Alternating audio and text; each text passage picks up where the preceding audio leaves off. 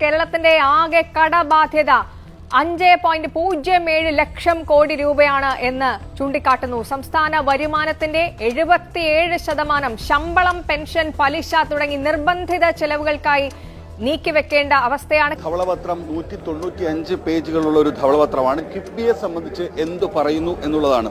കിഫ്ബി ഇപ്പോഴത്തെ നിലയിൽ ഇതിന്റെ പ്രവർത്തനം മുന്നോട്ട് കൊണ്ടുപോകാൻ കഴിയുകയില്ല എന്നാണ് ധവളപത്രം വ്യക്തമാക്കുന്നത്.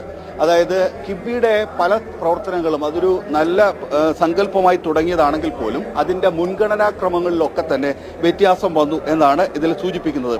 അത് പലപ്പോഴും ഒരു തന്ത്രപരമായി ഏതൊക്കെ മേഖലകളിലാണോ മുതൽ മുടക്കേണ്ടത് അതിലൊരു വളരെ തന്ത്രപരമായ മുൻഗണന നൽകുന്നതിന് പകരം രാഷ്ട്രീയമായിട്ടുള്ള പരിഗണനകൾ വെച്ചുകൊണ്ടുള്ള ഒരു പ്രവൃത്തികളാണ് കിഫ്ബിയുടെ ഭാഗത്തുനിന്ന് പ്രധാനമായിട്ടും വന്നത്. കിഫ്ബി അത് പലപ്പോഴും ഗവൺമെന്റ് കടമെടുക്കുന്നതിനേക്കാൾ, സർക്കാർ കടമെടുക്കുന്നതിനേക്കാൾ കൂടുതൽ റേറ്റിൽ, നിരക്കിലൊക്കെ കടമെടുക്കുന്ന നില വരുന്നു. പക്ഷേ ഒരു സ്വതന്ത്രമായ ഒരു വരുമാന മാർഗവുമില്ല. നേരത്തെ CNAG ചൂണ്ടിക്കാണിച്ചത് ശരിവെച്ചുകൊണ്ടുള്ള ഒരു കാര്യം തന്നെയാണ് ഇക്കാര്യത്തിനകത്തും ഈ ധവളപത്രത്തിനകത്തും പറയുന്നത്. അപ്പോൾ ഈ പലപ്പോഴും കടമെടുക്കുന്ന ഉയർന്ന നിരക്കിലാണ് കിഫ്ബി കടമെടുക്കുന്നത്. പക്ഷേ ഇതെല്ലാം സർക്കാരിന്റെ ബാധ്യതയായി മാറുന്നു. അതായത് കടമെടുപ്പ് പരിധിയൊക്കെ വെട്ടിക്കുറയ്ക്കാൻ കേന്ദ്രം പറഞ്ഞതും CNAG ചൂണ്ടിക്കാണിച്ച കാര്യങ്ങളൊക്കെ തന്നെ ഈ ധവളപത്രത്തിനകത്ത് പ്രധാനമായിട്ടും പറയുന്നു. അപ്പോൾ അത്തരത്തിൽ ഈ രാഷ്ട്രീയ പരിഗണന വെച്ചുകൊണ്ട് പലപ്പോഴും പ്രായോഗികമല്ലാത്ത പദ്ധതികൾ. കേരളത്തിന്റെ ആകെ കടബാധ്യത 5.07 ലക്ഷം കോടി രൂപയാണ് എന്ന് ചൂണ്ടിക്കാട്ടുന്നു. സംസ്ഥാന വരുമാനത്തിന്റെ 77% ശമ്പളം, പെൻഷൻ, പലിശ തുടങ്ങി നിർബന്ധിത ചെലവുകൾക്കായി നീക്കിവെക്കേണ്ട അവസ്ഥയാണ്. ധവളപത്രം 195 പേജുകളുള്ള ഒരു ധവളപത്രമാണ്. കിഫ്ബിയെ സംബന്ധിച്ച് എന്തു പറയുന്നു എന്നുള്ളതാണ്.